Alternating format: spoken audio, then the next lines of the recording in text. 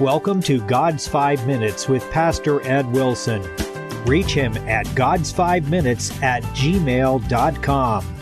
Now, here's Ed Wilson with God's 5 Minutes. Hello, friends. The second and third voices of the 65th Psalm read, O thou that hearest prayer, unto thee shall all flesh come. Iniquities prevail against me. As for our transgressions, thou shalt purge them away. And thus, with a few vivid strokes of the pen, Israel's greatest king laid bare the human dilemma and laid his finger on the answer to sin's puzzle.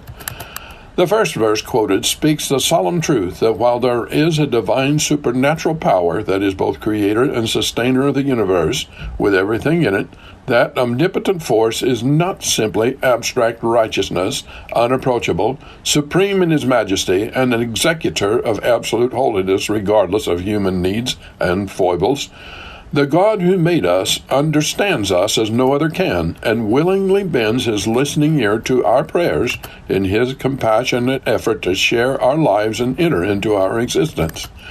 But that information, often set forth in the Scriptures, is followed by the still more solemn reminder that we shall all stand before the judgment seat of God. And then the trouble with the human race becomes a topic, for David speaks for us all when he writes, Iniquities prevail against me. We may consider these words as a desperate cry of every soul trapped in the sinful body of a person living a life that daily defiles that soul, thus making it eligible for hell's condemnation. Each of our souls are captive to our own will and are powerless to prevent us from committing the wicked behavior that make them liable to being eternally lost. Sin is too strong for me, cries the soul, and yet they are me and not me, mine and yet somehow or other my enemies. Although my children too strong for me, yet I give them their strength by my own cowardly and feeble compliance with their temptations.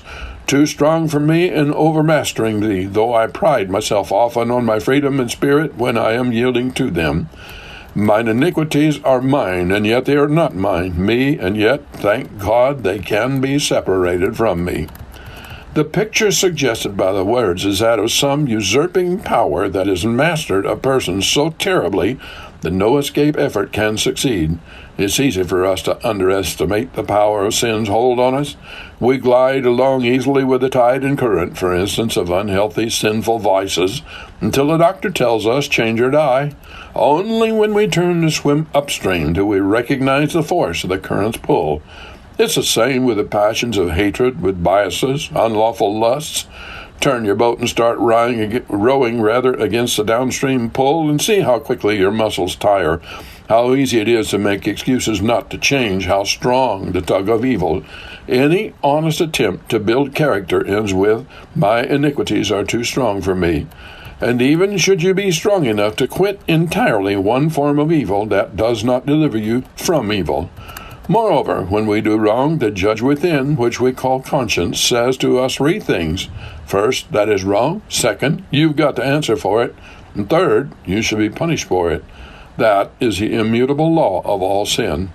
There are no excuses in the divine economy that can exonerate us from the consequences of our own voluntary actions. Thank God, then, for the second clause in David's writing, for it contains the eternal hope of the entire human race, who all have come under the same condemnation.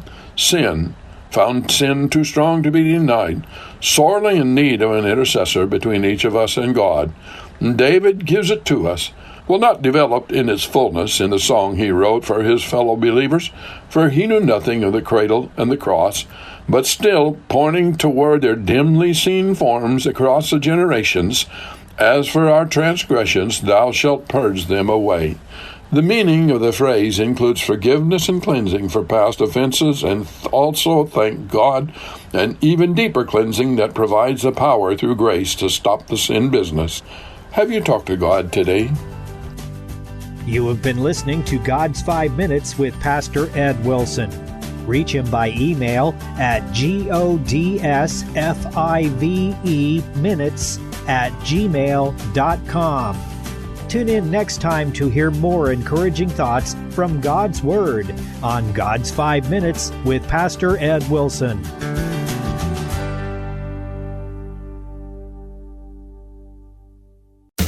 The world is in chaos. You're here for a purpose. What does the Bible have to say about it all? I'm Mark Taylor, host of Crosspoint podcast and radio show, and I'd like to invite you to join me each week as I navigate the complexities of faith, culture, and personal growth. Each week, I interview a different guest who is making an impact on the culture for God's kingdom. Whether you're seeking spiritual guidance, true information, or a fresh perspective, this podcast equips you to discern truth in today's chaotic world. When Christianity intersects with everyday life, that's where you'll find Crosspoint, sometimes discussing the issues that some churches don't want to talk about. Look up Crosspoint with Mark Taylor wherever you get your podcast, produced by KNEO Radio and the Sky High Podcast Network.